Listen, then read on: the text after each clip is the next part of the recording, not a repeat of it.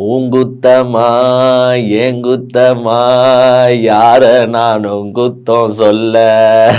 இந்த பாட்டை பாடிக்கிட்டு தான் பாத்தீங்கன்னா விஜய் அவர்கள் இன்னைக்கு சிபிஐ ஆபீஸ்க்குள்ள நுழையும் போது இந்த பாட்டு தான் வந்து அவர் மைண்ட் செட்ல ஓடிட்டே இருந்திருக்கும்.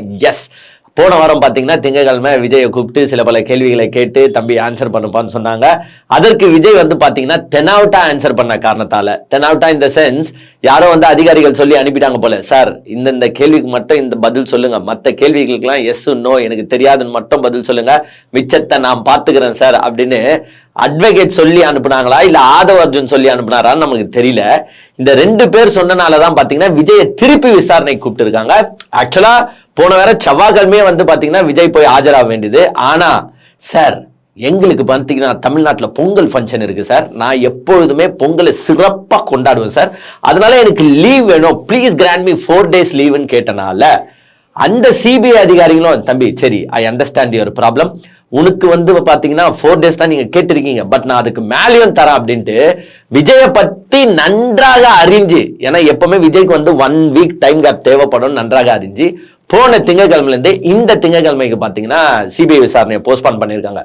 இப்போ மிகப்பெரிய சிக்கலே என்னன்னு பாத்தீங்கன்னா இந்த சிபிஐ விசாரணையில விஜய் கிட்ட கரூர் சம்பந்தமான கேள்விகள் மட்டும்தான் ஓடுதானா? கண்டிப்பா கிடையாதுங்க. ஏன்னா விஜய் வந்து இந்த சிபிஐ விசாரணைக்கு போகும்போதே இங்கிருந்து சென்னையில இருந்து கிளம்பும் போதே பாத்தீங்கன்னா உங்களுக்கு ஜான் ஆரோக்கியசாமிக்கும் சம்மன் வந்திருக்கு, அதாவது ஜான் ஆரோக்கியசாமியும் அடுத்த வாரம் வந்து ஆஜராகணும்ட்டு. சோ இந்த விசாரணையில கரூரை தவிர்த்தும் பல வந்து இந்த நிதி மோசடி கிடையாது, நிதியை வந்து இவங்க வாங்கி இருக்காங்க, இவங்க மாநாட்டுக்காகவும் இவங்களுடைய நிகழ்ச்சிக்காகவும் வெளிநாட்டுல இருந்து வந்து பாத்தீங்கன்னா நிதிகளை வந்து இறக்கி இருக்காங்க அப்படின்ற குற்றச்சாட்டுகளையும் வந்து பாத்தீங்கன்னா உள்ள போட்டு விசாரிச்சுட்டு இருக்கிறதா தகவல் வந்திருக்கு. என்னதான் நடக்குது சிபிஐ ஆபீஸ்ல, அதே மாதிரி எங்க அண்ணன் பொங்கல் விழாவை எங்க சிறப்பா கொண்டாடினாரு அப்படின்றத டீட்டெயிலா நிகழ்ச்சிக்குள்ள போய் பார்ப்போம் வாங்க.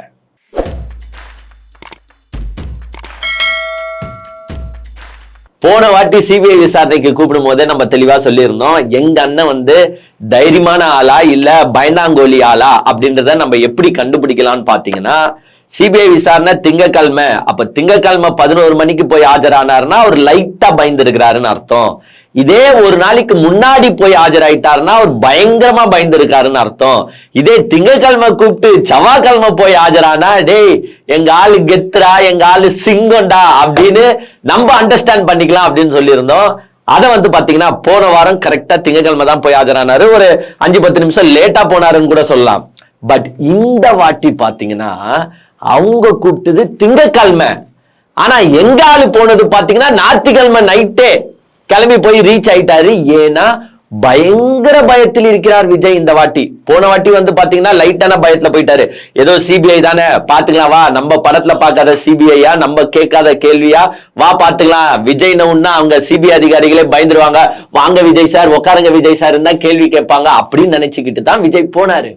பட் அங்க வந்து பாத்தீங்கன்னா அப்படி ஓரமா போய் உட்காரு இந்த கேள்விக்கு பதில் சொல்லுன்னு போலீஸ் அதிகாரிகள் விஜய் ஹேண்டில் பண்ண விதத்துல விஜய்க்கு நன்றாக தெரிஞ்சு விட்டது. ஆஹா, நம்ம பெரிய செலிபிரிட்டின்னு தமிழ்நாட்டுல வண்டியை ஓட்டலாம், நம்ம பெரிய செலிபிரிட்டின்னு ரசிகர்கள் கிட்ட பில்டப்பா காட்டலாம், ஆனா காவல் அதிகாரிகள் கிட்ட பில்டப்பா காட்டினா நம்மள தோலை உரிச்சிருவாங்க, சோ இங்க கொஞ்சம் அடக்கி தான் வாசிக்கணும் அப்படின்றத உணர்ந்த விஜய் இந்த வாட்டி பாத்தீங்கன்னா உட்ரா வண்டிய, நைட்டே போய் அங்க லேண்டா இல்லாண்டா, இனிமேட்லாம் நம்ம காலையில போனா நல்லா இருக்காது, ஒரு மரியாதைக்கு நைட்டே போயிடலான்ட்டு நேத்து நைட்டே கிளம்பிட்டாருங்க விஜய். அதுவும் போகும்போது உங்களுக்கே நல்லா தெரியும், போன வாட்டி இவனுங்க என்ன தெரியுமா பந்தா புருடா விட்டுன்னு சுத்தினானுங்க, எங்க தலைவன் பாருடா கருப்பு சட்டைய போட்டு டெல்லிய அதிர விட்டான் பார்த்தல, எதிர்ப்பை எப்படி காட்டலாம் என் தலைவன் பார்த்தல அப்படின்ட்டு போன வாட்டி புருடா விட்டானுங்க. புருடா எது, அவர் கருப்பு சட்டை கருப்பு பேண்ட் போட்டு போறதுக்கு ரீல்ஸ்ல ட்ரெண்டிங் பறக்க விட்டானுங்க. இந்த வாட்டி எப்படி தெரியுமா போகிறாரு, பீஸ், அதாவது பச்சை கொடி வெள்ளை கொடி காட்டுவாங்கன்னு சொல்லுவாங்க பாத்தீங்களா, அந்த மாதிரி விஜய் எப்படி போயிருக்காருன்னா, ஐயா என்ன மன்னிச்சிருங்க ஐயா, நான் உங்கள் அடிமை ஐயா, என்ன ஏதோ கேள்வி கேட்காதீங்க ஐயா, என்ன விடுதலை செஞ்சிருங்க ஐயா அப்படின்னு கெஞ்சிற வகையில பாத்தீங்கன்னா வெள்ளை கொடி காட்டிக்கிட்டு வெள்ளை சட்டை போட்டு போயிருக்காரு விஜய். நேற்று கிளம்பும் போதே நீங்க எல்லாரும் பார்த்திருப்பீங்க, வெள்ளை சட்டையில தான் அண்ணன் வந்து பிளைட் ஏறி பிரைவேட் ஜெட் ஏறி போயிருக்காரு. இன்னைக்கு வந்து பாத்தீங்கன்னா சிபிஐ ஆபீஸ்க்கு போகும்போது கூட மோஸ்ட்லி ஒயிட் ஷர்ட்ல தான் போயிருப்பாரு, ஆனா அது சரியா கார்ல தெரியல, மேபி உள்ள இங்க இருந்து போகும்போது கூட கருப்பு சட்டையை போட்டு போயிட்டு அங்க போய் வெள்ளை சட்டையை மாத்தின்னு கூட போவாரு. ஏன்னா அவருக்கு இன்னைக்கு வந்து பாத்தீங்கன்னா சிபிஐ அதிகாரிகள் கிட்ட வெள்ளை கொடியை காட்டணும். அப்படி இல்லைன்னா அங்க போய் வெள்ளை சட்டையில உட்காந்துட்டு வெளியில வரும்போது கூட கெத்தா பாடுறா நான் கருப்பு சட்டையில தான்டா வந்திருக்கிறேன் அப்படின்னு கூட ஒளிவு மறைவா எது வேணாலும் விஜய் பண்ணலாம். பட் விஜய் முடிவு எடுத்திருக்கிறது வெள்ளை கொடிங்க. அதாவது இந்த ஒரு வாரம் வந்து பாத்தீங்கன்னா கம்ப்ளீட்டா உக்காந்தி ஆராய்ஞ்சி, அதாவது உக்காந்தி ஆராய்ஞ்சினா கம்ப்ளீட்டா 7 நாளும் வேற எந்த வேலை வெட்டியும் செய்யல. எங்க சிபிஐ அதிகாரிகள் கிட்ட கேட்டுட்டு வந்தது என்னன்னா, ஐயா பொங்கல் திருவிழா இருக்குயா, நான் எப்பவுமே பொங்கலை கிராண்டா செலிப்ரேட் பண்ற ஆளியா. உடனே சிபிஐ அதிகாரிகள் கேட்டிருக்காங்க, கிராண்டா செலிப்ரேட் பண்ணியா, எங்க சில போட்டோஸ் காட்டு அப்படின்னு கேட்ட உடனே ஐயா வந்து போன வாட்டி பொங்கல் செலிப்ரேட் பண்ணாரு பாத்தீங்களா. என்னங்க மறந்துட்டீங்களா?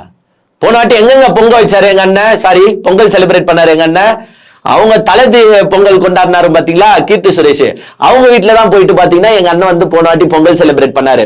அந்த வீடியோஸ் எல்லாம் காட்டினாரு போல, ஐயா பாருங்க நான் எவ்வளவு அழகா செலிப்ரேட் பண்ணிருக்கேன், அதே மாதிரி இந்த வருஷமா நான் செலிப்ரேட் பண்ணோம் யா, ப்ளீஸ் கிராண்ட் மீ லீவ் யா அப்படின்னு கேட்டனாலதான் அவங்க வந்து பாத்தீங்கன்னா சரிப்பா நீ வந்து பெரிய ஆள் தான், மச்சம் நிறைய இருக்குது உனக்கு, நீ போய் செலிப்ரேட் பண்ணியா அப்படின்ட்டு லீவை விட்டு அனுப்பியிருக்காங்க.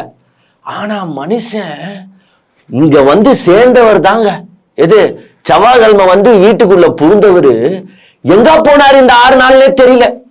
ஏங்க இப்படி ஒரு தலைவனை நீங்க எங்கன்னா பார்த்திருக்க முடியுமாங்க? கொஞ்சோண்டு சொல்லுங்களேன். ஒரு 3 நாள் பொங்கல், நானும் தை பொங்கலுக்கு வருவாருன்னு பார்த்தேன் வரல, மாட்டு பொங்கலுக்காச்சும் வெளில வருவாருன்னு பார்த்தேன் வரல, காணும் பொங்கலுக்காச்சும் வெளில வருவாருன்னு பார்த்தா 3 நாள் அவுட்டுங்க. நேத்து வந்து சிபிஐ ஆபீஸ்க்கு போறதுக்காக மட்டும்தான் பயபுள்ள வெளில வந்தாரே தவிர்த்து அது வரைக்கும் கப்சிப்பு. அப்படி என்ன சிபிஐ அதிகாரிகளை எங்க அண்ணனை பண்ணி நீங்க அனுப்புனீங்க? எங்க அண்ணன் எவ்வளவு கெட்டான ஆளு தெரியுமா, எனக்கு திரும்பி போற ஐடியாவே இல்ல அப்படின்னு ட்ரெய்லர் விட்ட ஒரு ஆளை இப்படி வாயடுக்கி உட்கார வச்சிருக்கீங்களே சிபிஐ, என்ன பண்ணீங்க? எங்களுக்கு உண்மை தெரிஞ்சாலும் இதை நான் வந்து உண்மையான வர்ச்சுவல் வரையற நான் கேட்கிறேங்க, என்ன பண்ணீங்க எங்க அண்ணனை? அப்படி என்ன பண்ணி அனுப்பினீங்க, என்ன சொல்லி அனுப்பினீங்க, என்ன யோசிக்க சொல்லி அனுப்பினீங்க? ஏங்க ஒரு மனுஷனால எப்படிங்க இப்படி எல்லாம் முடியும்? அதுவும் எங்க சாதா மனுஷனே அப்படி 6 நாள் 7 நாள்லாம் வீட்டுல முடங்கி இருக்க முடியாதுங்க. அட்லீஸ்ட் வெளில வருவான். மனுஷன் எங்க இருக்கிறாருன்னு கூட தெரியலங்க. பனையூர்ல இருந்தாரா, நீலங்கர்ல இருந்தாரா, இல்ல எங்க இருந்தாரு எதுவுமே தெரியல. போனை வந்து சுவிட்ச் ஆஃப் கூட பண்ணல. சுவிட்ச் ஆஃப் பண்ண வச்சு எதுனா காட்டி குத்துறோம் எங்க இருக்கிறாங்க, பிளைட் மோட்ல போட்டு ஆல் அட்ரஸே ஆஃப் போல. இப்படி பயந்து போயிட்டு உள்ள உக்காந்துட்டு ஒரு பொங்கல் ஃபங்க்ஷன் கூட செலிப்ரேட் பண்ணலங்க. போன வாட்டியாச்சு போட்டோஸ் வெளியில வந்துச்சு, இந்த வாட்டி ஏன் ஒரு போட்டோ வரல? எங்க இது வந்து ஒரு சாதா இது கிடையாது, இது வந்து நம்மளுடைய தமிழர்களுடைய ஒரு பாரம்பரியமான நிகழ்ச்சி. இது ஒரு எல்லாருமே இது வந்து மதத்தை வச்சு மட்டும் கிடையாது, இந்துஸும் கொண்டாடுவாங்க, கிறிஸ்டினும் கொண்டாடுவாங்க, முஸ்லிமும் கொண்டாடுவாங்க. எல்லா மதத்தினரும் இந்த தைப்பொங்கலை வந்து சிறப்பா கொண்டாடுற ஒரு தமிழர் பண்டிகைங்க இது. அந்த தமிழர் பண்டிகைக்கு ஒரே ஒரு ட்விட்டர்ல வாழ்த்து போட்டுட்டு எஸ்கேப் ஆனாரு, அவ்வளவுதான். அந்த பொங்கலுக்கு மாலை கூட போடல எங்க அண்ணன். ஏன்னா எப்பயோ போட்டோக்கெல்லாம் எப்படி போடுவார் தெரியல, சும்மா போட்டு மாலையாச்சு போடுவாரு, அந்த மாதிரியாச்சு எதுனா ஒரு ஏஐ இமேஜ் கிரியேட் பண்ணியாச்சு போட்டுருக்கலாம். ஆனா சுத்தமா போட காணோம். ஆனா அங்கங்க தலைவர்கள் உக்காந்துக்கிட்டு அவங்களுடைய குடும்பத்தோட கொண்டாடுறாங்க, அவங்களுடைய கட்சிக்காரங்களை வர வச்சு பார்த்து வாழ்த்து சொல்லி, இதுதாங்க தலைவர். எல்லா தலைவர்களையும் எடுத்துக்கோங்களேன், கூப்பிட்டு ஆளுக்கு ஒரு 100 ரூபாவோ 200 ரூபாவோ இல்ல 10 ரூபாய் வச்சுக்கோங்க. அது ஏன்னா அந்த ஒரு தை திருநாள் அன்னைக்கு ஒரு காசு வாங்கினீங்கன்னா உங்களுக்கு நல்லது நடக்கட்டும் அப்படின்னு ஒரு வாழ்த்து சொல்லி கொடுக்கறது, அந்த மாதிரி கூட இந்த ஆள் பண்ணலையேங்க. ஏங்க நீங்க விடுங்க, ரசிகர்களை விட்டுருங்க, உங்க கட்சி நிர்வாகிகளை சந்திச்சிருக்கலாம்ல, ஒரு மாநில நிர்வாகிகளையோ இல்ல எல்லா மாவட்ட செயலாளர்களையோ வீட்டுக்கு கூப்பிட்டு ஒரு 100 ரூபாய் வேணாங்க ஜாஸ்தி, உங்ககிட்ட வேற ஜனநாயகன் படம் ரிலீஸ் ஆகல, இப்ப காசு இருக்காதுன்னு கூட வச்சுக்கோ, ஒரு 10 ரூபாய் கொடுத்துருக்கலாம்ல. அவன் சந்தோஷமா வந்து என் தலைவரை நான் பாத்துறேன், என் தலைவன் குத்த 10 ரூபாடா பாடுறா அப்படின்னு சந்தோஷமா போயிருப்பான்ல. அவனுக்கு கூட ஒரு தை திருநாள் வாழ்த்து சொல்லி ஒரு போட்டோ எடுக்கிறதுக்கு நம்மளுக்கு வக்கில்லையே. நம்ம என்னத்தான் அரசியல் பண்ண போறோம்? இல்ல எலெக்ஷனுக்கு இன்னும் 2 மாசம் தாங்க இருக்கு. இவரு பின்னாடி எப்படிங்க போறானுங்க? ஒரு சாதா சிபிஐ என்கொயரிக்கு பயந்து வீட்டுல அடங்கி ஒடங்கி கிடக்குறாருங்க. இவர் நாளைக்கு எங்க நம்ம மானத்தை காப்பாத்த போறாரு, தமிழர்களை காப்பாத்த போறாரு, மொத்தமா தீன் போய் அடகு வச்சிருவாரு போலியே. ஒரு பொங்கல் கொண்டாட முடியல, அப்படி பயந்து போய் வீட்டுல ஒழிஞ்சிட்டு இருக்காரு. 4 நாளாங்க ஆளே காணோம், அட்ரஸே காணோம். இப்படி எங்கன்னா சிபிஐ ஆபீஸ்க்கு போகும்போது ஒண்டிதான் கண்ணில் தென்படுறாரு. இப்படி அரசியல் பண்ணா எப்படி? இதே இவரை ஏன் தெரியுமா இப்போ எல்லாருமே என்ன சொல்றாங்க, சிறுபான்மையினர் வாக்கு உடைக்கிறதுக்கு மட்டும்தான் இவரை யூஸ் பண்றாங்க பிஜேபி. உண்மை அதுதான் அப்படின்றத இவரே நிரூபிச்சிருக்காரு. ஏங்க முஸ்லீம் இதே ரம்ஜானு இதுனா வந்து பாத்தீங்கன்னா போய் நோன்பு திறக்கிறீங்க, கிறிஸ்டியன் கிறிஸ்துமஸ் ஃபங்க்ஷனுக்கு போயிட்டு நீங்களே விழா எடுத்து நடத்துறீங்க கிறிஸ்துமஸ்க்குலாம். ஏன் ஒரு தைப்பொங்கல் இதை மோஸ்ட்லி இந்துஸ் தான் செலிப்ரேட் பண்ணுவாங்க, அதுவும் உழவர்கள் செலிப்ரேட் பண்றாங்க. அவங்களுக்கு ஒரு விழா எடுத்து நடத்தினா என்ன, இல்ல அந்த ஃபங்க்ஷனை கொண்டாடினா என்ன, இல்ல ஒரு 4 போட்டோ எடுத்து போட்டா என்ன, போட மாட்டீங்கன்னா அப்ப என்ன அர்த்தம், உங்களுடைய கான்சென்ட்ரேஷன் வெறும் சிறுபான்மையினர் வாக்கு. எங்க இந்த கிறிஸ்டியன்ஸ் வாக்கோ முஸ்லிம்ஸ் வாக்கோ டிஎம்கேக்கு போயிட போகுது, அதை தாண்டா நம்ம உடைக்கணும்ட்டு அதே கிறிஸ்துமஸ் நீங்க கொண்டாடுறீங்க, அதே நோன்பு நீங்க திறக்கிறீங்க. பட் இந்து வாக்கு வேணுமானா வேணாம், அது பிஜேபிக்கும் ஏடிஎம்கேக்கும் போட்டோம், பாதி வேணா டிஎம்கேக்கு போயிட்டோம். நம்மளுக்கு என்ன அஜெண்டா கொடுத்துருக்காங்க, கிறிஸ்டியன்ஸ் வாக்கோட முஸ்லிம்ஸ் வாக்கோட, மத்ததை பத்தி நீ கவலைப்படாத. அப்படித்தானே எடுத்துக்க முடியும் இத. ஏன் கொண்டாடினா என்ன, இப்ப கொண்டாடலன்னா வேணும்ட்டே நீங்க நிராகரிக்கிறீங்க தானே எடுத்துக்க முடியும். இவரை பத்தி எங்க இந்த மாதிரி எவனுமே இருந்திருக்க மாட்டாங்க. ஏங்க கொலை குற்றம் செஞ்சவங்க கூட இவரு கொலை செய்யலங்க, யாருமே இவரை கொலை செஞ்சிட்டவங்க கூட சொல்லலைங்க. நீங்களும் ஒரு காரணம், அதை ஏத்துக்க உங்களுக்கு மனசு வரல, அதனாலதான் உங்களை குத்தம் சொல்லு இருக்கும். சோ இப்போ வந்து கொலை குற்றாளி கூட வெளில வருவாங்க. ஆனா இவர் வந்து பாத்தீங்கன்னா ஊருக்குள்ள பம்பின் போனவர் தான். அதே மாதிரி நேத்து வந்து பாத்தீங்கன்னா கிளம்பிட்டாரு. கிளம்பும் போதே வந்து பாத்தீங்கன்னா உங்களுக்கு நியூஸ் சேனல்லாம் ஆரம்பிச்சிட்டாங்க. அவர் என்னமோ இப்படி வந்து அந்த கொரியன் சீரீஸ்ல வர மாதிரி இப்படி காட்டிட்டு போட்டாருங்க. அதே இவங்க நியூஸ் சேனல் செத்துட்டாருங்க. விமான நிலையம் செல்வதற்கு முன் விஜய் செய்த செயல். என்னடா செய்த செயல் இதா, இப்படி காட்டுந்து ஒரு செயலா விட்டா, இவரு விஜய் பாத்ரூம் போகும்போது கூட எடுத்து போடுவானு போல, பாத்ரூம் போறதுக்கு முன்னாடி விஜய் செய்த செயல். என்னையா இது, நியூஸ் சேனல் பண்ற வேலையா இது? அதுவும் சில நியூஸ் சேனல்ஸ் இருக்கு பேர், இப்படி காட்டிட்டு போனதுல என்னங்க இருக்கு, ஏங்க என்ன இருக்கு இதுல, என்ன சொல்ல வரீங்க? இப்போ அவரே பயந்து குடு குடு குடுன்னு காரை விட்டு இறங்கின உடனே ஓடுறாரு என்ன உருறான்ட்டு, போகும்போது இப்படி காட்டிட்டாராம் விஜய் செய்த செயல். போன வாட்டி வந்து போகும்போது இப்படின்ட்டாரா விஜய் செய்த செயல். மத்தவங்க என்ன செயல் செஞ்சுட்டு போறாங்க? இந்த மாதிரி ஓவர் ஐப்பு, ஓவர் பில்டப். பாவம் அவங்க வந்து நியூஸ் சேனல்ஸ்லாம் வந்து எதுனா துட்டு குத்துருப்பாங்கன்னு வச்சுக்கோங்க. அவங்க வந்து ஊடக தர்மத்தை செய்யறாங்க. அது எந்த நியூஸ் சேனல்ஸ்ன்றதுலாம் உங்களுக்கு நல்லாவே தெரியும். சோ போகும்போது அவருக்கான பில்டப்பை குத்து வழி அனுப்பிட்டாங்க. அந்த நியூஸ் சேனல்லாம் வேணா பாட்டு போடலாம், அந்த உங்க விஜய் வீர என்ன வரவா, இந்த பாட்டை வந்து நியூஸ் சேனல்ஸ் போடலாங்க. எனக்கும் ரொம்ப நாள் டவுட், இந்த பாட்டை நம்ம போட்டோம்னு நினைச்சுக்கோங்களேன் காப்பிரைட்ஸ் அடிக்கிறாங்க. எது, ஒரு கட்சி பாட்டை நம்ம எடுத்து போட்டா காப்பிரைட்ஸ் அடிக்கிறாங்க. ஆனா நியூஸ் சேனல்ஸ், எது மெயின் ஸ்ட்ரீம் மீடியாஸ், இந்த நியூஸ் எல்லா நியூஸ் சேனல்ஸும் போட்டா காப்பிரைட்ஸ் அடிக்க மாட்டாங்க. அப்போ என்னன்னா அந்தந்த நியூஸ் சேனல்ஸ் கிட்ட துட்டை கொடுத்து, எங்க அண்ணன் காலையில இருந்து நைட்டு கிளம்புற வரைக்கும் நீ அவரை பத்தியே பேசு, அந்த பாட்டை போட்டு ப்ரொமோட் பண்ணுட்டு அவங்களுக்கு துட்டு குத்துருக்கீங்க தானே அர்த்தம். அப்ப ஏன் அவங்களுக்கு காப்பிரைட்ஸ் அடிக்க மாட்டீங்க? எங்களை மாதிரி யூடியூபர்ஸ்க்கு மட்டும் அடிக்கிறீங்க. ஆனா ஒண்ணு, கட்சி பாட்டுக்கு காப்பிரைட்ஸ் அடிக்கிற ஒரே கரகாட்ட கோஷ்டி. அவ்வளவு பணம் மேல ஆசை, பணம் பணம் பணம். ஆனா இவங்க என்ன சொல்றாங்கன்னா, நாங்க பார்க்காத பணமா 300 கோடி 400 கோடியை விட்டுட்டு எங்க அண்ணன் வந்திருக்கிறான்னு வாய் புருடால விடுறீங்களே தவிர்த்து காப்பிரைட்ஸ் அடிச்சுன்னு உட்காந்து சுத்தின்னு இருக்கானு மானம் கெட்ட பொழப்பு. அது வந்து அந்த ஜெகதீஷ்ன்றவர் தான் செய்யறாரு போல, ஜெகதீஷ் பழனிசாமியோ என்னமோ அந்த ஆள் தான் இந்த மாதிரி டுபாகூர் ஐடியாவை கொடுத்து செய்யறது போல. சோ நேத்து வந்து எங்க அண்ணன் கிளம்பி போயிட்டாரு, நேத்து நைட்டே போய் ரீச் ஆயாச்சு. இன்னைக்கு காலையில வந்து பாத்தீங்கன்னா விஜய் வந்து காலைல ஆபீஸ் போகும்போது நீங்களா அந்த கார்லாம் பார்த்திருப்பீங்க. ஆனா என்ன சட்டை போட்டு போனாருன்னு தெரியலங்க, மோஸ்ட்லி ஒயிட்டா தான் இருக்கணும், வேற சட்டைலாம் போட மாட்டாரு எங்க அண்ணன். அங்க போன உடனே இன்னைக்கும் வந்து பாத்தீங்கன்னா அதே கொஸ்டின்ஸை தான் ஸ்டார்ட் பண்ண போறாங்க. பட் அவருக்கு விஜய்க்கு வந்து அதிர்ச்சிக்கு மேல அதிர்ச்சி ஆனது, இன்னொரு ஷாக்கிங் ஆனது என்னன்னா, விஜய் இங்க கரெக்டா கிளம்பும் போதே சம்மன் வந்து ஜான் ஆரோக்கியசாமிக்கு வந்து பாத்தீங்கன்னா ரீச் ஆகியிருக்கு. அது வந்து விஜய்க்கு மிகப்பெரிய இன்னொரு அதிர்வலையை ஏற்படுத்தியிருக்குன்னு சொல்லலாம். என்னடா என்னை விட முச்சிருவீங்க, அதுக்கப்புறமா டிஎம்கே சைடு போய் செந்தில் பாலாஜியை கூப்பிட்டு விசாரிப்பீங்கன்னு பார்த்தா, நீங்க என்னடா ஜான் ஆரோக்கியசாமி எல்லாம் கூப்பிடுறீங்க, விட்டா என் வீட்டுல வேலை செய்யறவன கூட கூப்பிடுவீங்க போலியே. எஸ் கூப்பிடுவாங்க, ஏன்னா வீட்டுல வேலை செய்யறவனுக்கும் நீங்க என்னென்ன டிஸ்கஸ் பண்ணீங்க அந்த டைம்ல அப்படின்றது அவனுக்கும் கேட்டிருக்கோம்ல, அவனையும் கேட்க கூட வாய்ப்பு இருக்கு. பட் இந்த வாட்டி பாத்தீங்கன்னா ஜான் ஆரோக்கியசாமியை கூப்பிட்டு இருக்காங்க. ஜான் ஆரோக்கியசாமி ஏன் கூப்பிட்டு இருக்காங்கன்னா, அவர் தான் வியூக வகுப்பாளர். ஐயா நீங்க இங்க போனோம், இங்க நிக்கணும், இப்படி பேசணும், இப்படி பண்ணணும், இப்படின்றதெல்லாம் வந்து டீடைல்டா ஸ்கெட்ச் போட்டு தர ஆள் யார் பாத்தீங்கன்னா ஜான் ஆரோக்கியசாமி. உங்களுக்கே தெரியும், விஜய் கட்சி தொடங்குனதுல இருந்தே பாத்தீங்கன்னா அதுக்கப்புறமா தான் ஆதவ அர்ஜுன்லாம் நடுவுல பூந்த ஆளுன்னு வச்சுக்கோங்க. விஜய் கட்சி தொடங்கின நாட்கள்ல இருந்தே அவருக்கு கூட இருந்து விக்கிரவாண்டி மாநாடா இருக்கட்டும், அதுக்கப்புறமா அந்த பொதுக்கூட்டங்களா இருக்கட்டும், மதுரையா இருக்கட்டும், எல்லாத்துக்கும் வந்து பாத்தீங்கன்னா ஜான் ஆரோக்கியசாமி தான் அவருக்கு வந்து ஒரு வியூகத்தை போட்டு மேடை இப்படி இருக்கணும், நீங்க இப்படி நிக்கணும், நீங்க இப்படி பேசணும், நீங்க இப்படி பேப்பரை பார்க்கணும், நீங்க இப்படி கையை காட்டணும், இங்க ஸ்டாப் பண்ணணும், இங்க பேசணும், எல்லாமே ஜான் ஆரோக்கியசாமி தான். இப்ப இதெல்லாம் பண்ணனால ஜான் ஆரோக்கியசாமிக்கு வந்து பாத்தீங்கன்னா சம்மன் அனுப்பியிருக்காங்க. ராசா நீ ஒண்டி நான் ஆசையா ஜாலியா இருக்கியா, உன்னையும் விட மாட்டோம், நீ வாடான்ட்டு அவருக்கு வந்து பாத்தீங்கன்னா நெக்ஸ்ட் வீக் வந்து ஆஜராகணும் அப்படின்னு சம்மன் போட்டிருக்காங்க. இப்போ இதுல பெரிய விஷயமா பேசப்படுவது என்ன இன்னொன்னு வந்து பாத்தீங்கன்னா, விஜய் கிட்ட இந்த கரூர் சம்பந்தமான மட்டும் டாபிக் போதானா கண்டிப்பா இல்லைன்னு சொல்றாங்க எல்லாருமே. கரூர் சம்பந்தமா மட்டும் போல, கரூர் சம்பந்தமும் மேஜரா போகுது.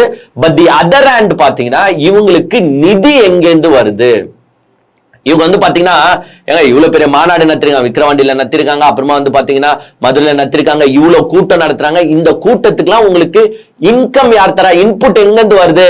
உங்களுக்கு வெளிநாட்டுல இருந்து பல நிதி வருது, பல ஆயிரம் கோடி நிதி உங்களுக்கு வந்திருக்கு. பல ஆயிரம் இல்லைனாலும் பல 100 கோடியாச்சு உங்களுக்கு நிதி வெளிநாட்டுல இருந்து வந்திருக்கு. இதெல்லாம் எப்படி ப்ராப்பரா எடுத்தீங்களா, டாக்ஸ் பே பண்ணீங்களா, இல்ல ட்ரஸ்ட் மூலியமா எடுத்தீங்களா, இல்ல இந்த ஃபண்ட் எப்படி வந்துச்சு உங்களுக்கு அப்படின்றதையும் டீடைல்டா விசாரிச்சுன்னு இருக்காங்களா. இதுல ஒரு மிகப்பெரிய செக் வந்து விஜய்க்கும் இருக்கு, ஜான் ஆரோக்கியசாமி கிட்டயும் கேள்வி கேட்க போறாங்க. பிகாஸ் ஜான் ஆரோக்கியசாமின்றது ஸ்டார்டிங்ல இருந்தே இந்த மாதிரி அக்கௌண்ட்ஸ் எல்லாம் பாக்குறவரு. நெக்ஸ்ட் வந்து பாத்தீங்கன்னா கண்டிப்பா அவரோட ஆடிட்டரையும் கூப்பிடுவாங்க. இப்போ இந்த நிதி சைடாவே கொஞ்சம் ஓரம் ஒதுங்குறாங்கன்னா கண்டிப்பா வந்து பாத்தீங்கன்னா ஆடிட்டர் கூட இருப்பாரு, பொருளாளர், கட்சியோட பொருளாளரும் அவர் தான்.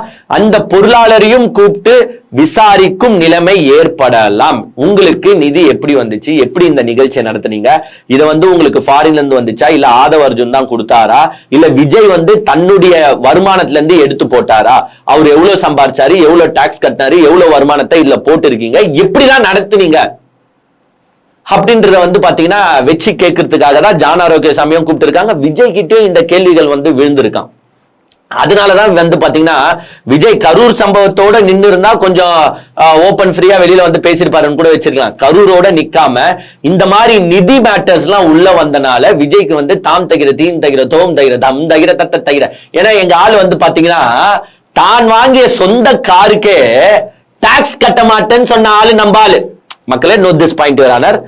தான் வாங்குற காருக்கே இம்போர்ட் டாக்ஸ்லாம் என்னால கட்ட முடியாதுங்க, நான் கட்ட மாட்டேங்கன்னு சொன்ன நீ எப்படி விக்கிரவாண்டி மாநாட நடத்தின, எப்படி மதுரை மாநாட நடத்தின, எப்படி அதுக்கப்புறமா அவ்வளவு பிரச்சார கூட்டங்களா அவ்வளவு செலவு பண்ணி நீ எப்படி நடத்தின? கேட்பாங்களா கேட்க மாட்டாங்களா? ஏங்க சொந்த காருக்கே நம்ம காசு கட்ட மாட்டோம்னு சொன்னவன் இவ்வளவு கூட்டம் நடத்தினா யார் உனக்கு காசு தந்தது? ஒண்ணு ஆதவ அர்ஜுனா, இல்ல மரிய வில்சனா, இல்ல உனக்கு வந்து ஃபாரின்ல இருந்து ஃபண்ட்ஸ் வந்துச்சா, எப்படி வந்துச்சு, ஏது வந்துச்சு, கணக்கு எங்க? சோ 100% இதுலயும் வந்து பாத்தீங்கன்னா விஜய்க்கு ஒரு மிகப்பெரிய செக் பாயிண்ட் வந்து வச்சிருக்காங்க அப்படின்னு தான் வந்து எல்லாருமே சொல்றாங்க. சோ இது தரப்பாவும் விஜய் கிட்ட வந்து கேள்வி எழுப்புறாங்க. அதற்காக தான் அவர் போன வாட்டியா அந்த கொஸ்டின்ஸ் லைட்டா போட்டனால தான் எனக்கு என்ன செய்யுதுன்னு அவருக்கு தெரியல போல, என்ன ஆன்சர் பண்றதுன்னு தெரியாது. ஏன்னா கரூர் சம்பந்தமா தான் இவங்க வந்து எஜுகேட் பண்ணி அனுப்பியிருப்பாங்க. அண்ணன் இது சொல்லு, அண்ணன் அது சொல்லு, அண்ணன் இப்படி சொல்லு, அண்ணன் எது கேட்டாலும் திமுக மேல பழிய போடு, திமுக திமுகன்னு சொல்லுன்னு. இப்ப இதுக்கு எப்படி திமுகன்னு சொல்ல முடியும்? ராசா உனக்கு ஃபண்ட் எங்க இருந்து வந்துச்சு, திமுக தான் அனுப்பிச்சுன்னு சொல்ல முடியுமா? முடியாதுல்ல. சோ அண்ணா அங்கதான் வந்து பாத்தீங்கன்னா பொய்க்கு மேல பொய் சொல்லி அங்கே வந்து பாத்தீங்கன்னா கரூர் சம்பத்திலேயே ஃபர்ஸ்ட் மாட்டிக்கினாரு, அப்புறமா இந்த நிதிலையும் மாட்டிக்கினாரு. கரூர் சம்பத்துல வந்து பாத்தீங்கன்னா அண்ணன் ஒழுங்காவே ஆன்சர் பண்ணலையா. சிபிஐ அதிகாரிகளே டென்ஷன் ஏத்துற வகையில் இவர் பேசிருக்காரு. அது எப்படின்னா எனக்கு தெரியாது, ஐ டோன்ட் நோ எனக்கு தெரியாது, இந்த மாதிரியே வந்து போயிருக்காரு. மிச்ச 70% ஆஃப் தி ஆன்சர் வந்து பாத்தீங்கன்னா டிஎம்கே தான் காரணம், ரூலிங் பார்ட்டி தான் காரணம், தமிழக அரசு தான் காரணம், இந்த மாதிரியே போயிட்டாரு. அவங்க எதிர்பார்த்த பதிலும் வரல, ஒரு நியாயமான பதிலும் விஜய் கிட்ட இருந்து வரலையா. அதனாலதான் வந்து பாத்தீங்கன்னா சிபிஐ ஆபீசர்ஸ் வந்து திருப்பி வந்து வர வச்சிருக்காங்க. அன்னைக்கு போட்ட கொஸ்டின்ஸே சேமா திருப்பி போடுவாங்க, பட் வேற மாதிரி போட்டு நீ அன்னைக்கு சொன்ன பதிலே சொல்றியா இல்ல இந்த வாட்டி மாத்தி சொல்றியா? ஏன்னா இந்த வாட்டி மாத்தி சொல்றேன்னா இந்த 7 நாள் லீவ்ல ஏதோ வந்து பிராக்டிஸ் எடுத்துட்டு வந்திருக்க, பிராக்டிஸ் எடுத்துட்டு வந்து சொல்லி இருக்க அப்படின்ற மாதிரி மாத்துவாங்க. சோ எங்க அண்ணனுக்கு வந்து பாத்தீங்கன்னா சிக்கலுக்கு மேல சிக்கல். அது ஒரு சைடு சிக்கல் போக இந்த ஒரு சைடு வந்து பாத்தீங்கன்னா உங்களுக்கே நல்லா தெரியும் ஜனநாயகன் சிக்கல். ஆனா இந்த ஜனநாயகன் சிக்கலால வந்து விஜய்க்கு வந்து ஒரு மிகப்பெரிய செட்பேக்கா மிகப்பெரிய இழப்பானா கண்டிப்பா கிடையாது. அதால ஒரு லாபம் தான் அடைந்து கொண்டிருக்கிறார் விஜய். ஏன்னா ஓடாத படம் அது. படத்தை ஜனவரி 9ஆம் தேதி ரிலீஸ் பண்ணியிருந்தாலே சுத்தமா ஓடி இருக்காது. ஒரு 2 நாள்ல தியேட்டர்காரனே தூக்கி அப்படி குப்பையில கராசிட்டு இருப்பான். இந்த படத்தை எப்படின்னா ஓவர் பில்டப் பண்ணோம். ஏன்னா அப்படி பில்டப் ஒரு ஐப்பு பண்ணியாச்சு, நம்ம படம் வந்து ஒரு மிகப்பெரிய ரீச் ஆகணும் அப்படின்றதுக்காக தான் இவங்க பண்ணிருக்காங்க. இப்ப கூட ஒண்ணும் இல்ல, இப்போ வந்து திருப்பி டிவிஷன் பெஞ்சுக்கு வரதுல இவங்க சுப்ரீம் கோர்ட்டுக்கு போனாங்க. சுப்ரீம் கோர்ட் வந்து எப்பா அதெல்லாம் எங்களால முடியாது, எங்களால ஆர்டர் போட முடியாது, நீ டிவிஷன் பெஞ்சுக்கே போயா அப்படின்னு சொல்லி டிவிஷன் பெஞ்சுக்கு அனுப்பிட்டாங்க. இப்ப டிவிஷன் பெஞ்ச் கிட்ட வரும்போதாச்சு, சரிங்க ஐயா நாங்க சென்சர் போர்டு என்ன சொல்றதோ அதை ஃபாலோ பண்றோயா, ரிவ்யூ கமிட்டிக்கே அவங்களை அனுப்ப சொல்லுங்கயானா அது ரிவ்யூ கமிட்டிக்கு போயிட்டு மிஞ்சி போனா 4 நாளோ 5 நாள்லயோ வரப்போகுது. வந்த உடனே நீங்க ரிலீஸ் பண்ணிடலாம் பிப்ரவரி 1st வீக்ல. ஒன்னும் மிகப்பெரிய பிரச்சனை கிடையாதுங்க. ஆனா அங்க உட்காந்துக்கிட்டு இல்ல சென்சர் போர்டு பண்றது தப்பு, நாங்க ரிவ்யூ கமிட்டிக்கு எல்லாம் அனுப்ப மாட்டோம் அப்படின்னு நீங்க பேசிட்டீங்கன்னா அவங்க உங்க வாதத்தை கேட்கணும், அவங்க வாதத்தை கேட்கணும், இன்னொரு 1 வாரம் டிராக் ஆகும், 10 நாள் டிராக் ஆகும்.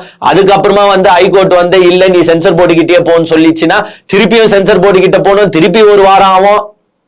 திருப்பி 1 வாரம் ஆகி பிப்ரவரி எண்ட் வரைக்கும் இழுத்துட்டு வந்துட்டு எலெக்ஷன் வந்து டேட் அனௌன்ஸ் பண்ணிட்டாங்கன்னா அங்க ஒரு பெரும் பிரச்சனை வந்துடும். ஏன்னா படத்தை ரிலீஸ் பண்ண முடியாத நிலைமைக்கு கூட போகலாம். ஏன்னா இவர் வந்து ஒரு சினிமா ஸ்டாரா மட்டும் இருந்தா பிரச்சனை கிடையாது. இப்போ வந்து எலெக்ஷன்ல பார்ட்டிசிபேட் பண்ற நபர் ஒரு கட்சியின் தலைவர்ன்றனால அவர் படத்தை ரிலீஸ் பண்ணுவதற்கு சிக்கல் ஏற்படலாம். எது எலெக்ஷன் டேட் அனௌன்ஸ் பண்ண பிறகு படம் வரணும்னா அதுக்கு பேசாம இப்போ வந்து ஹைகோர்ட்டுக்கு வரும்போது வாயை முடிட்டு சென்சர் போர்டை நாங்க ஃபாலோ பண்ணிக்கிறோம்னா முடிஞ்சு போச்சு. ஏன்னா எல்லாத்துலயும் அதிக பிரசங்கித்தனம். எல்லாமே இவங்க என்ன நினைச்சுக்கிறாங்க, நம்ம போய் கேட்டா யாரா இருந்தாலும் எல்லாமே கொடுத்துருவாங்க. ஏங்க சென்சர் போர்டு எப்படிங்க ஒத்துக்கும்? சென்சர் போர்டுன்றது எங்க பிஜேபி வச்சுட்டு இருக்கு, பிஜேபி வச்சுன்னு இல்ல, அது வேற டிபார்ட்மெண்ட்டுங்க. சென்சர் போர்டுன்றது ஒரு இண்டிவிஜுவல் பாடி. நீ அதை வந்து சேலஞ்ச் பண்ணி நீ கோர்ட்டுக்கு போறனா அவன் ஒரு பாடிங்க. அவன் எந்த எக்ஸ்ட்ரீம் கடாலும் போவானே, அவனை நம்ம தப்பு சொல்ல முடியாது. ஏய் நான் சொல்றேன் நீ என்ன மீறிய நீ கோர்ட்டுக்கு போறியா, வாடா கோர்ட்ல பாத்துக்கலான்னு கோர்ட்டுக்கு போவான். உனக்கு 1 ஸ்டெப் தெரியும், அவனுக்கு 5 ஸ்டெப் தெரியும். அவன் எங்கெங்க போகணுமோ எப்படி எப்படி அப்பீல் பண்ணுவான், அவன் நிறுத்துவான். ஏன்னா நீங்க இன்னைக்கு கோர்ட்டுக்கு போய் சென்சர் போர்டை சேலஞ்ச் பண்ணி பெர்மிஷன் வாங்கின்னு வந்துட்டீங்கன்னா நாளைக்கு இதே முன்னுதாரணம் காட்டி பல படங்கள் செய்யும். எந்தெந்த படத்துக்குலாம் ரிவ்யூ கமிட்டி போகணும்னு சொல்றாங்களோ அந்தந்த படம் என்ன தெரியுமா போவோம், கோர்ட்டுக்கு போயிட்டு இது மாதிரி ஜனநாயகன் ஆல்ரெடி போயிருந்தாங்க, அவங்களுக்கு வந்து கோர்ட்டு கிராண்ட் பண்ணிச்சு, சோ நீங்களும் கிராண்ட் பண்ணுங்க, அப்படிதான் போய் நிப்பாங்க. சோ ஒரு இண்டிவிஜுவல் பாடியை சேலஞ்ச் பண்ணும்போது அவங்க கண்டிப்பா லீகல் ப்ரொசீடிங்ஸை ஸ்ட்ராங்கா தான் ஹேண்டில் பண்ணுவாங்க. அதே மாதிரி தான் இப்ப ஹேண்டில் பண்ணிருக்காங்க. ஏன்னா பராசக்தி தாங்க போச்சு. பராசக்தி கொண்டு நான் எல்லாத்தையும் நொட்டிட்டாங்களா? இல்லையே. பராசக்தியும் ரிவ்யூ கமிட்டிக்கு போயிட்டு ரிவ்யூ கமிட்டில பல கட்டிங்ஸ் ஆகிட்டு அப்புறமா வந்து அவங்க ரிலீஸ் பண்ணாங்க. இவங்க ஜனவரி 5ஆம் தேதி ரிவ்யூ கமிட்டி போகுதுன்னு சொன்னாங்க பாருங்க. அப்பயே ரிவ்யூ கமிட்டிக்கு போயிட்டு வச்சிருந்தா கூட ஒரு 4 நாள்ல அது வந்துட்டு இருக்கும். பொங்கல்ல படத்தை ரிலீஸ் பண்ணிட்டு இருக்கலாம். தூக்கின்னு ஹைகோர்ட்டுக்கு போனது யாரு? நீங்க. உடனே வந்து எல்லாத்தையும் குத்தம் குத்தம் குத்தம் சொல்லாதீங்க. எஸ் நாங்களே ஏத்துக்கிறோம், உங்கள வந்து இதுல வந்து ஒன்னும் உங்களுக்கு பெரிய லாஸ் எல்லாம் கிடையாது. இப்படி தள்ளின்னு போய் 1 மாசம் ஐப்பு கொடுத்து நீங்க பிப்ரவரி 1st வீக் ரிலீஸ் பண்ணாலும் உங்களுக்கு வந்து ஒரு பில்டப் புருடா அங்க வந்துடும். படம் என்ன இருந்தாலும் 2 நாள்ல கை ஊத்தி தூக்கி ஓரம் போட்டுருவாங்கன்னு வச்சுக்கோங்க. பட் இருந்தாலும் உங்களுக்கு ஒரு பில்டப் ஐப்பு தான். சோ அதை வச்சு யாருமே வந்து இங்க அப்பாவி வேஷம் பாவ பரிதாப வேஷம் போட்டு இப்ப விஜய் சுத்தி மூஞ்சி அப்படியே சோகமா வச்சுக்கிட்டு, ஏன்னா என் படம் ரிலீஸ் ஆகல, என்ன வந்து சிபிஐ வந்து கேள்விக்கு மேல கேள்வி கேட்குது, அதனால என் மேல பரிதாபப்பட்டு மக்களே ஓட்டு போட்டுருங்க எனக்கு. அந்த செட்டிங் வந்து வேலைக்காகவும் நினைக்காதீங்க. கரூர்ல நீங்க 41 உயிரை பலி வாங்க ஒரு காரணமா இருந்திருக்கீங்க மிஸ்டர் விஜய். ஆனா அதை இன்னுமே ஏத்துக்காம உங்க மனசுல கொஞ்சமாச்சு இருந்தா அதுக்கு ஆமா நானும் ஒரு காரணமா இருந்திருக்கலாம் அப்படின்னு சொல்லியிருக்கலாம். பட் அதை ஏத்துக்காதனாலதான் அந்த 41 உயிரோட ஆன்மா இன்னைக்கு உங்களை பழி வாங்கிட்டு இருக்கு. ஒரு தைரியம் இருக்கா உங்களுக்கு? எங்க ஜனநாயகனை பத்தி பல பேர் தங்களுடைய ஆதரவை தெரிவிச்சுட்டாங்க. ஏங்க சிம்பு பேசிட்டாரு, ஜெயம் ரவி பேசிட்டாரு, எங்க முதலமைச்சரே ட்வீட் போட்டாரு, எங்க முதலமைச்சர் ராகுல் காந்தியே ட்வீட் போட்டாருங்க. ஆனா யாருக்கு பிரச்சனையோ அவரு இன்னும் ஒரு வாய் திறக்கலங்க. இவரு பின்னாடி எல்லாம் யாருன்னா போலாமா? கொஞ்சம் நினைச்சு பாருங்க. உங்க பணம் தான், உங்க படம் தான். ஒரு வாய் அதற்காகவே உங்களால பேச முடியலையே. நான் திருப்பி திருப்பி சொல்றேன், நாளைக்கு தமிழ்நாட்டுக்கோ தமிழ்நாட்டு மக்களுக்கோ எதுனா பிரச்சனைனா நீங்க எங்க இருந்து வாய் திறந்து பேசுவீங்க? இதுல இருந்தே தெரியுதா அரசியலுக்கு வேலைக்காகாதவர் விஜய். நாளைக்கு வந்து பாருங்க 2026 எப்படின்னா நிப்பாரு. நின்னு தோத்துட்டு அவர் நிப்பாரான்னு எனக்கு தெரியாதுங்க. ஏன்னா திருப்பி சொல்றேன், 2026 விஜய் எதனா தொகுதியில நிக்கிறது கஷ்டம். என்னோட தொண்டர்கள் நிக்கட்டும், நான் உங்களுக்காக கேன்வாசிங் செய்யணும், ஊர் ஃபுல்லா சுத்தணும், அதனால நான் நிக்கல அப்படின்னு சொல்லிட்டு பஜனை வேணா பாட்டு போயிடுவாரு.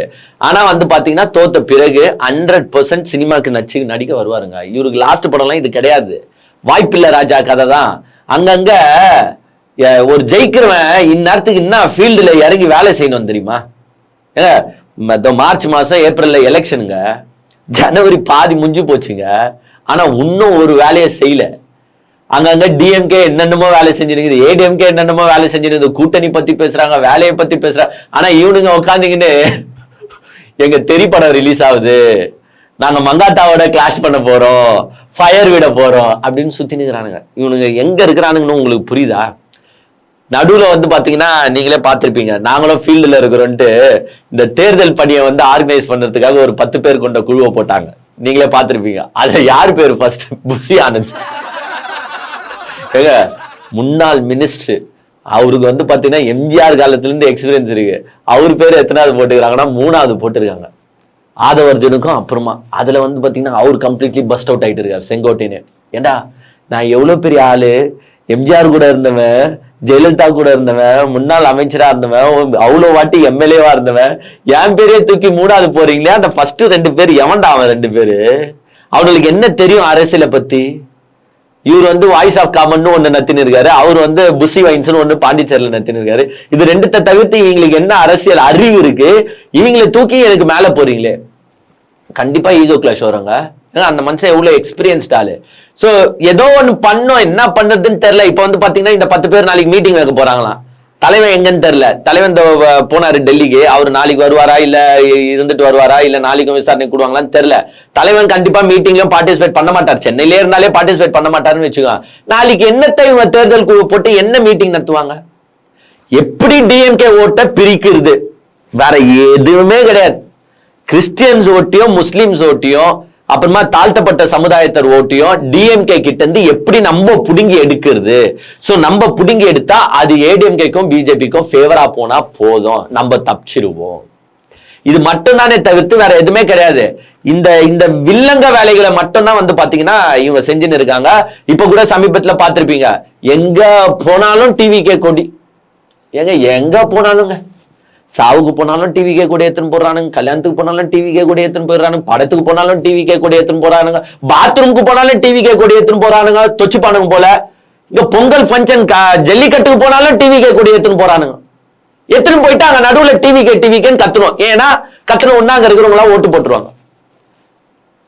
ஐயோ, நிறைய வாட்டி சொல்லிட்டு தியேட்டர்ல கூட டிவிகே கூட எடுத்துன்னு போய் கத்தின்னு இருக்கானுங்க. ஏன்னா பொதுமக்கள் பப்ளிக் பிளேஸ் போது பல மக்கள் வருவாங்க. அந்த இடத்துல நீங்க போய் டிவிகே கொடி எடுத்துன்னு கத்துனா அது உங்களுக்கு தான்டா செட் பேக் ஆகும். அதுவும் கத்தும் போது இவனுங்க அசிங்கமான வார்த்தையை வச்சு வேற கத்துறானுங்க.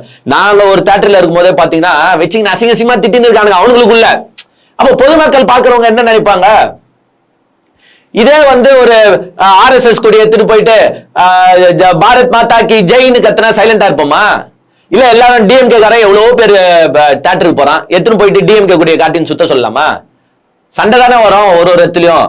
அதை புரிஞ்சுக்க மாட்டாங்க. அதுதான் அரசியல் அறிவுன்றது கொஞ்சம் கூட இல்லாத ஒரு கட்சி பாத்தீங்கன்னா இந்த தமிழக வெற்றி. ஏன்னா தலைவனுக்கும் இல்ல, ஒன்னும் இல்ல. அங்கங்க பாத்தீங்கன்னா எலெக்ஷனுக்கு எல்லாருமே ஃபீல்டு ஒர்க் ஸ்டார்ட் ஆகி ஓடிட்டு இருக்கு. அவங்க மின்னல் வேகத்துல போயிட்டு இருக்காங்க. டிஎம்கே ஃபயரா, நான் ஃபயரான்னு ஏடிஎம்கே போகுது. இன்னொரு சைடு பல கட்சிகள் டிஎம்கே கூட்டணிக்கு போறதா ஏடிஎம்கே கூட்டணிக்கு போறதான்னு பேச்சுவார்த்தை நடத்திட்டு இருக்காங்க. ஆனா இங்க ஒரு கட்சி எதை பத்தியும் கவலைப்படல. ஒரே கவலை அவங்களுக்கு டெல்லியில நடக்கிற இப்போ சிபிஐ விசாரணை, இன்னொரு சைடு பாத்தீங்கன்னா நம்ம ஜனநாயகன் படம். இது 2 பிரச்சனை அவங்களுக்கு சார்ட் அவுட் ஆனாலே போதும். அவங்க எப்பா எலெக்ஷன் ஆகுது ஆனியாதுரா, என்ன நிம்மதியா விடுங்கடா அப்படின்ற ரேஞ்சில தான் இருக்கிறாங்க. ஆனா ஏங்க இவ்வளோ பேசினாலும் இது எல்லாத்தையும் நீங்க ஒரு லைன்ல வச்சிடலாங்க. விஜய் இஸ் அன்ஃபிட் ஃபார் பாலிடிக்ஸ்ங்க. ஒரு ரசிகனையும் கண்ட்ரோல் பண்ண முடியாது, ஒரு தலைவனாவும் அவரோட ப்ரொஜெக்ட் பண்ணிக்க முடியாது. he is just a cinema actor. அவரை சினிமா ஆக்டராவே நீங்க தமிழ்நாட்டு மக்களோ அவருடைய ரசிகர்களோ பாத்தீங்கன்னா எங்களுக்கு சந்தோஷம். ஆனா அவரெல்லாம் தூக்கிட்டு நான் தலைவரை ஆக்குவேன், அவர் பின்னாடி நான் நொட்டுவேன் போதுதான் இந்த 30 நிமிஷத்துக்கு நான் வீடியோ போட்டுன்னு உட்காந்துங்கிறேன்.